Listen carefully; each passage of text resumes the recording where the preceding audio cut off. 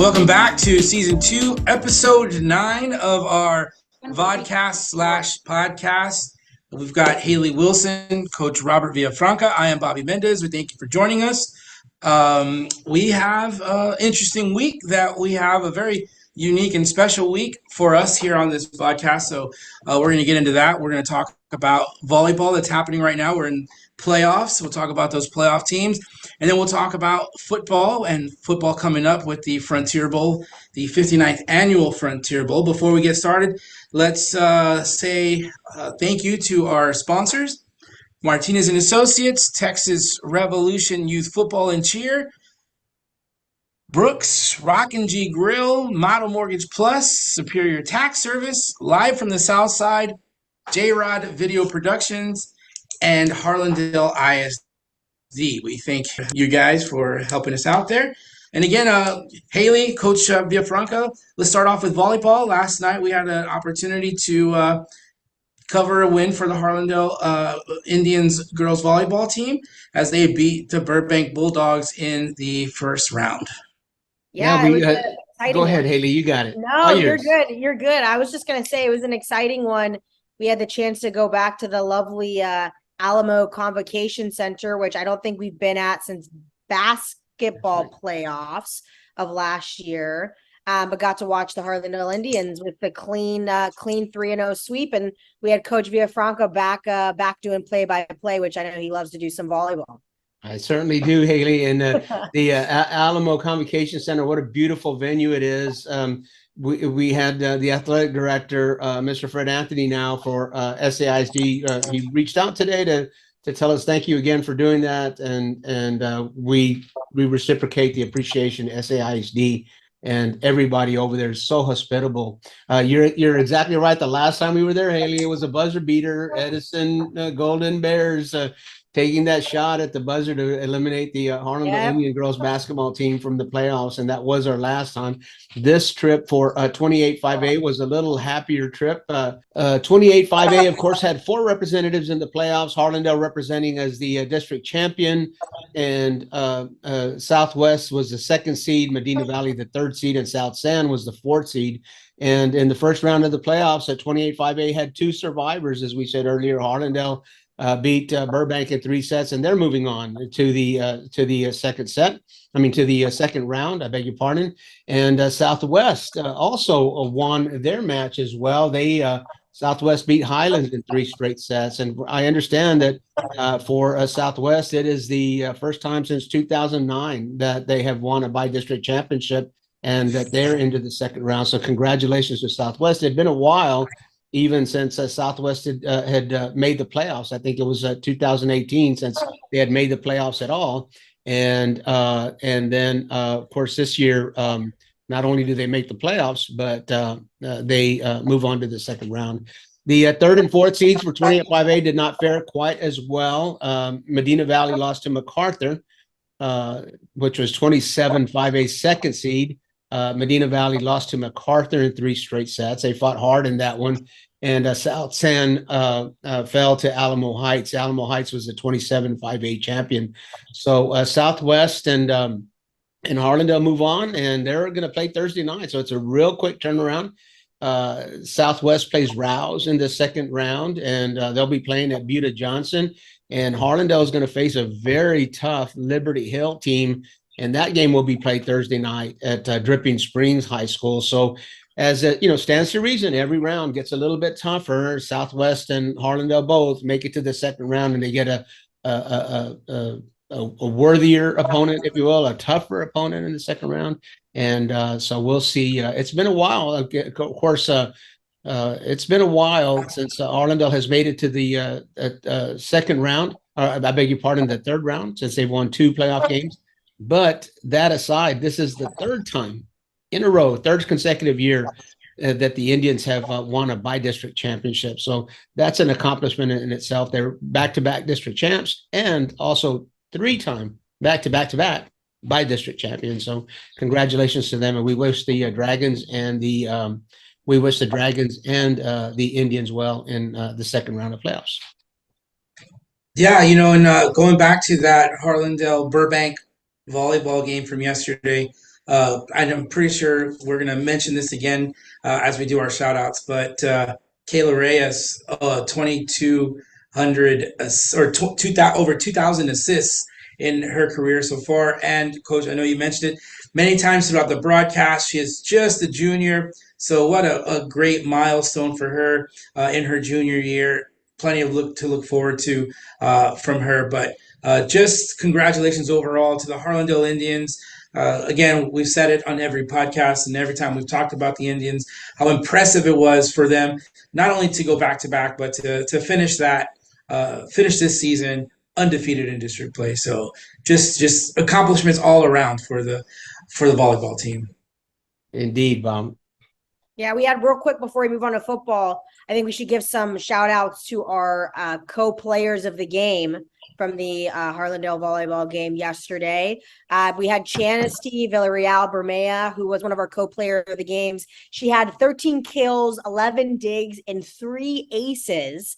And Emily Perez, who we talked about on the broadcast quite a bit as well, had 12 kills and 8 digs. So really good performance. Like you had said, Coach, Kayla got her 2,000th assist. So really balanced effort for the Indians, and giving some shout outs to our Texas Revolution youth football and cheer co-players of the game from the game. Right. That's right. And, you don't get that many assists if you don't have great hitters on your team.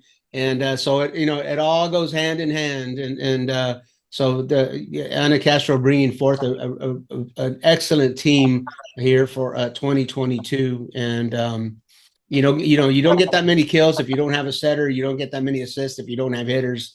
It's all connected. And you know what else? I mean, to keep on, don't want to keep on the parade here, but one of the things that I found very interesting is I'm sure everyone that knows and watches and keeps up, I'm not the volleyball expert. I've learned over the past couple of seasons that we've been doing more and more volleyball, and I've learned to appreciate it a lot more. And one of the things I noticed about Burbank is they're a good team. They were a really good team. And, for Harlandale to beat them in 3, I thought that was very impressive, because there were times where Chanesty was coming in and she was coming in hard, and they were able to bring that ball right back. I was surprised. I know for a fact that a lot of other teams would not have been able to withstand a lot of those punches that Harlandale threw, but they've made it a really tough competition for the Indians. Coach, so I want to give a lot of credit to the great Burbank point, Bulldogs. Bobby. Coach Gorman over there at Burbank and those Bulldogs deserve that kind of credit. And they're one season removed from being district champions themselves. The Burbank Bulldogs were 16-0 last year and the district champs. And this was, I believe, their 3rd straight trip into the playoffs as well. Once as a district champion among those 3 times. But yes, clearly, and so many of those. So many of those attacks that we saw hit the floor on the other side against Burbank didn't, and the block slowed it down. And Duque, their libero, was excellent as well. Carly Carodi, the setter, and we saw Zarnique Neely. So that's a team with a lot of athletes too, and congratulations to them for making it to the playoffs. Yeah. All right. Well, we'll keep you updated on what's happening as the Indians travel for playoffs. So make sure and you stay tuned with us. But let's get into 14-5A Division II football. One of the games that's very important coming up, I say very important for the majority of our audience, our community, Harlandale versus McCullum. I believe, Coach, you said McCullum is the home team this year, so they will be the official home team, even though the game will be played over at Southwest Legacy, and we will be there to cover that game as well. But Coach, I'm going to leave this up to you if you want to talk about if there is other games going on Friday. I have no idea. I just know that there's a Frontier Bowl on Friday. Well, the Frontier Bowl is on a Saturday night. A Saturday, excuse me, yes. The only game, I think it's the only game that's being played Saturday. But of course, we do have the 10th. It's week 11 because there's a bye weekend there. We're in week 11 of the season. Game 10 of the season. And for the for 14-5 AD2, it's game 9 of the season. There's 10 teams in that district, so of course 9 games. And going into the final week, all 4 playoff berths have been determined. Alamo Heights is a district champion. They've been very dominant in this district all year long, and they've clinched the district championship. Harlandale and Burbank and Highlands have clinched the other 3 berths, but they can really fall in any order. Burbank is the team of the 3 that's in the driver's seat there, and they win, and they'll be the second place team. Burbank loses and Harlandale wins, and Harlandale assumes that spot. So Harlandale, again, take your notes out because there'll be a quiz. I'm going into the permutations here. Ironically, Burbank could finish second, third, or fourth. Harlandale can only finish second or third, and Highlands can finish third or fourth. But that being said, the 4 playoff berths have been claimed. What will be settled in game 10, week 11, is the order, besides Alamo Heights, who obviously is the district champion in the district. So there's a lot to play for. You mentioned the Frontier Bowl, and besides the Frontier Bowl, there's the Tommy Bowl as well.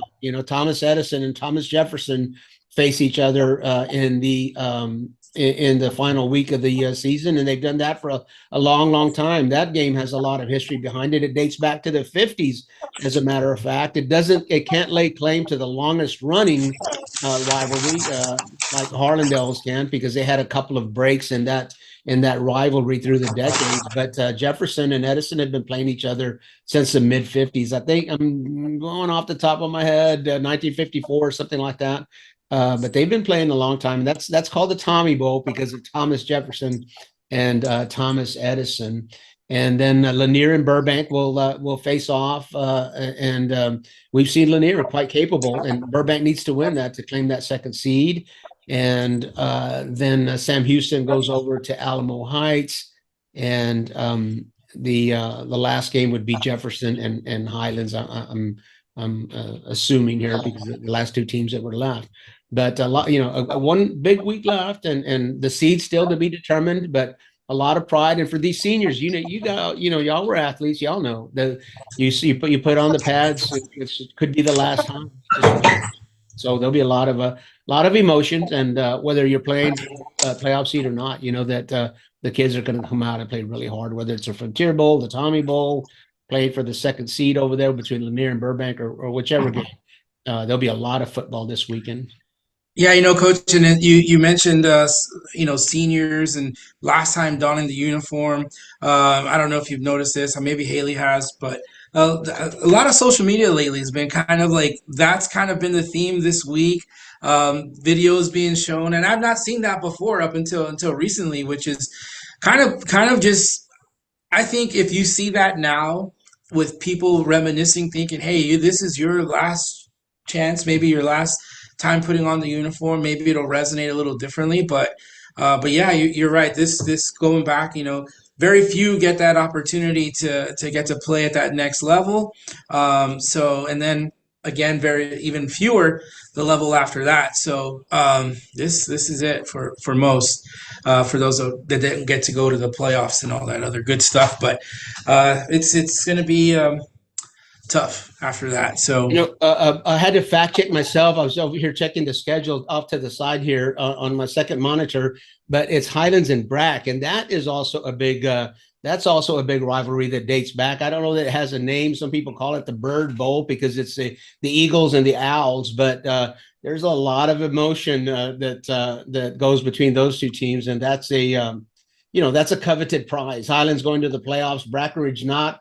But a talented team. We've had the privilege of watching Brack twice, and they can put points on the board, and they can move the ball. So it's Highlands and Brack, and I should have had that one ascribed to memory as well. But that's a big one. The Owls and the Eagles in the final week of the season. That's a big rivalry. I don't know that it has an official name. Unofficially, the Bird Bowl. All right, well let's dissect this Frontier Bowl coming up here for Saturday on KCWX. So Haley, We've seen them all year long. We've seen both the Cowboys. We've seen the Indians and the Cowboys. And Cowboys looked really good last week against Brackenridge. So if cylinders are firing on all cylinders right now, I think now is the time for McCullum to be at the pace they're at right now. Yeah, we saw the Cowboys come out and absolutely thump Brack last week. They won 45-14. And like you had said, Bobby, it was a complete 180, a complete turnaround from especially the performance we had seen the week before. But man, they were really, really clicking. We got to see Julian Roque just absolutely tearing and running through the Brackenridge Eagles. And there was like 5 guys on them trying to bring them down. But they were absolutely crushing it last week, and probably are coming into this game feeling good and feeling extremely confident. And I think in rivalry games, anything can happen, right? It doesn't really matter. But Harlandale also won last week. They beat Jefferson 34-17, and we saw a really great performance from a couple of folks on that team. But Zion Molina in that second half really popped off, was electric, scored 2 touchdowns. And we saw multiple other Harlandale Indians do a really good job in that game too. So I think it could, I think it could go either way, of course. But I think that's the fun part about rivalry games is that there's so many emotions in it that add a little bit of a different spice to the game, if you will. Yeah, coach, and Indians coming up, they have a 10-game winning streak. They want to keep that intact. And again, we talked about how McCullum is doing so well, but Harlandale's doing well too. So again, they say that you throw these papers out the window, the records out the windows, they don't matter. And I know no one can tell us better than you about that. Well, you say a 10-game win streak, a 10-game win streak in the series. 10 years ago, the series was all tied up at 23-2, and Harlandale won that game in double overtime and have not lost since. 10 Frontier Bowl wins in a row for the Indians since then. I want to come back to a point that Haley was making about McCullum. I'm going to ask you guys, do you know the team that did the best job of stopping McCullum this year? McCullum.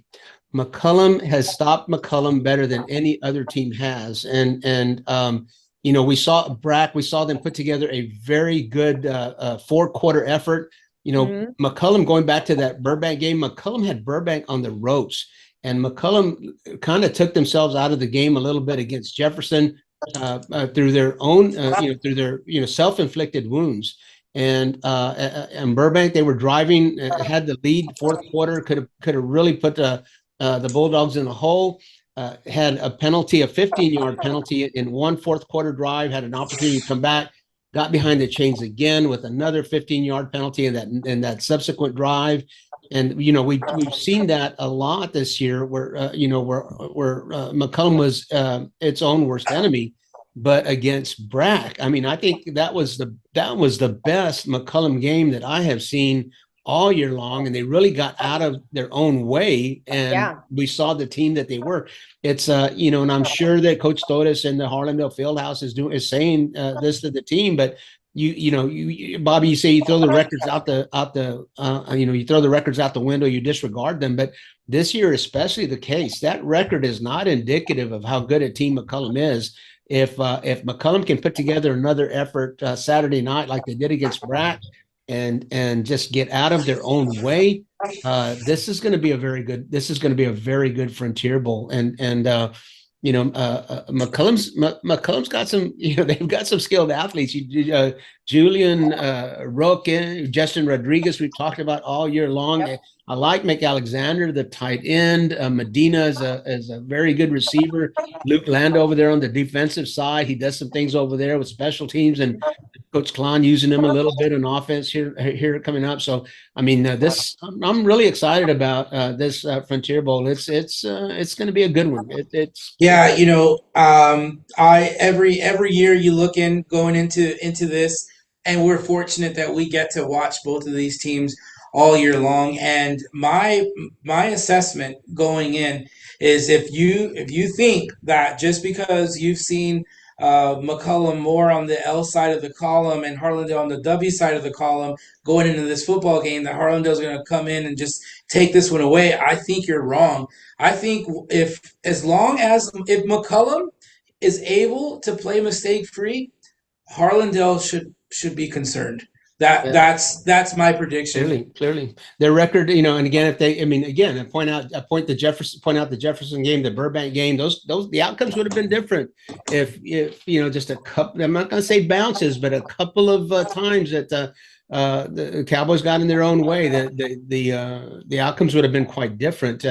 I'm going to make another point as well here to that, guys, is that Harlandale's already qualified for the playoffs. They're playing for a seed. They can finish second. They can finish third. So there is something that they are playing for. McCollum's not making the playoffs. Yeah, they have nothing to lose. This is their playoff game. Lose. And you know what? Just think about the incentive. Yeah, sure, you guys are going to go on to the playoffs, but before you leave, before you leave us, we got some business to take care of here. And so it's to me, it's kind of like the reverse effect. You might feel like it might feel like McCollum doesn't have anything to play for. I think it's quite the opposite. McCollum has everything to play for, and Harlandale, win or lose, has another game to play. And so this is McCollum. The kids that are going to suit up for McCollum, they know after this game they're putting stuff up, and this is it. So I think it's kind of ironic and kind of paradoxical that if at first glance, does McCollum have anything to play for? Are they going to come out and play? Yes, they have something to play for. They have everything to play for. Absolutely. They're putting their stuff away after this. We talk about wanting to play this game since the moment you walk on, whether it's a Pop Warner field, a middle school field. This is the game. If you're in this community, this is the game you wait for. This is the game that your uncles have talked about, your grandparents, your parents, your cousins, your friends. This is it. This is the one that they've all talked about, and they've all told you the same story every year about how they made the touchdown or missed the catch, or they could have done this or could have done that.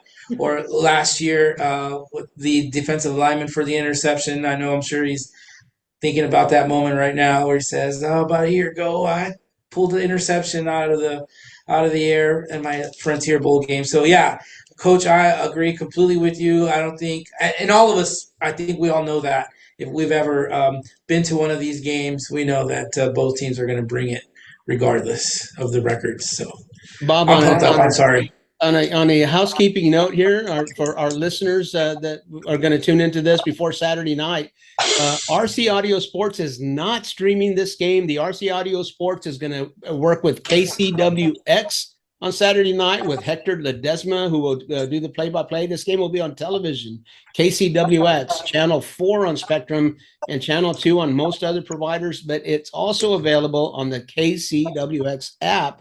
So if you're used to watching games like RC Audio Sports streaming games through an app, through your telephone, through your smart TV, there is a KCWX app that you can download. It's free, and so if you want to watch the game, if you're not going to the game in person, find KCWX on your cable provider or find that app, and you can enjoy it that way. All three of us will be there on the KCWX team Saturday night for the 59th playing of the Frontier Bowl. I'm going to say 59th, and then all the numbers always run through my head. This is the last game of the 99th season for the Harlandale Indians, and when Harlandale puts their equipment away from this season, it's 99th. The next time they take the field, it'll be the 100th season of Harlandale high school football. It's a lot of seasons. A lot of seasons. How many times have they made the playoffs? Fun fact: how many times in 100 years? How many times have Harlandale made the playoffs? 45. Haley?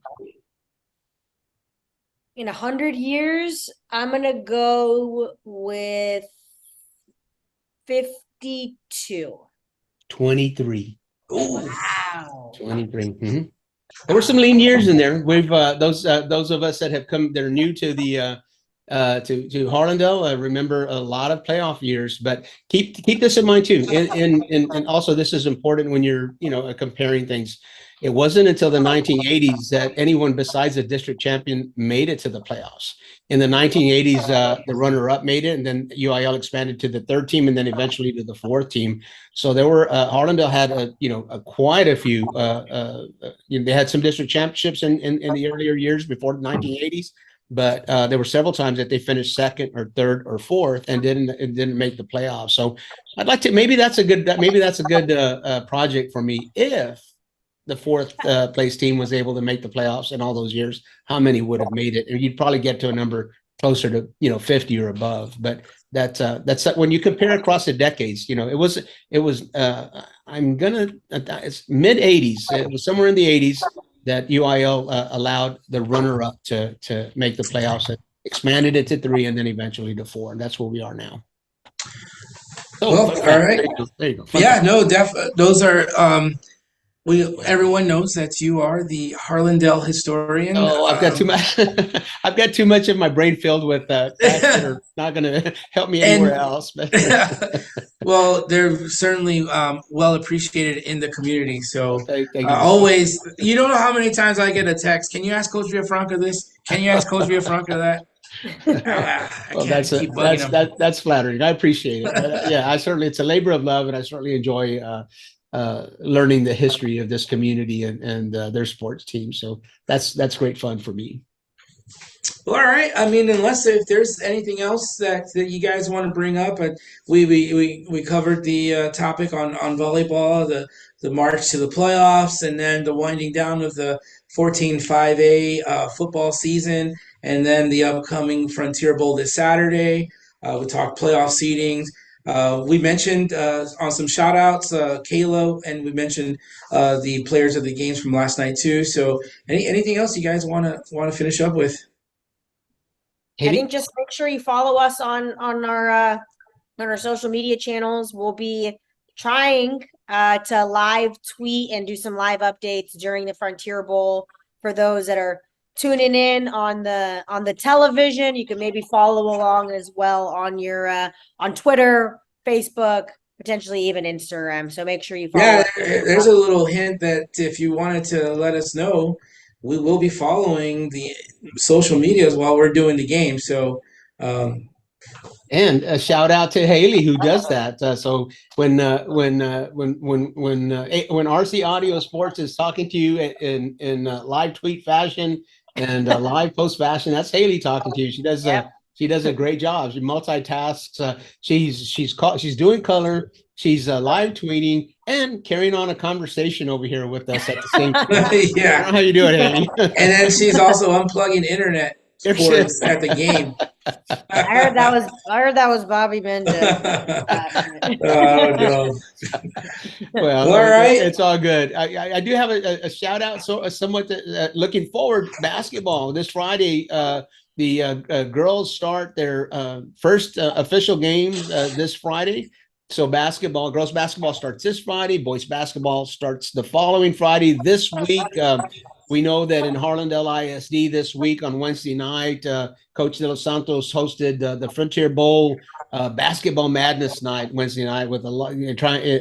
There's a lot of enthusiasm with basketball. Eric De Los Santos did it. Coach Wendell Mulkey and Eric De Los Santos, Wendell Mulkey, the girls head coach, and Eric is the boys head coach, as Ernest Lopez and Marcus Alvarado did the same last Friday for McCullum. That was doing the same thing, building on the enthusiasm that already exists. So we're really looking forward to the 28-5A basketball season, and we're going to cover it as well. We'll pick it up about when district starts picking it up earlier, mid-December. Our streams will start. And so again, not exactly a shout out, but a look ahead, if you will, and looking forward to that. All right. Well, as always, it's been fun getting together once again with everyone here. So make sure, like Haley said, follow us on our social media. We'll see you guys on Saturday, but follow us because we'll have some details whether or not we are making the trip over to Dripping Springs, right, Coach? Oh, yeah. We've got about a minute left on this VOD, Bobby. Let me just real quickly brief our audience on that. If you're going to watch this Thursday morning before that Thursday night match, the stream UIL owns the streaming rights to the playoffs. Basically, we have to submit an application each round. And of course, there's a lot of playoff games. So UIL takes a little time. That turnaround takes a little bit of time. So we're actually waiting until Thursday about midday to find out whether we're able to stream that game Thursday in the evening. So bear with us. Watch our social media. We'll let you know if UIL allows it. We'll be there. If UIL doesn't, then we won't be able to do that. All right. We'll just keep up, and we'll see you guys. If we don't see you tomorrow, we'll see you on Saturday.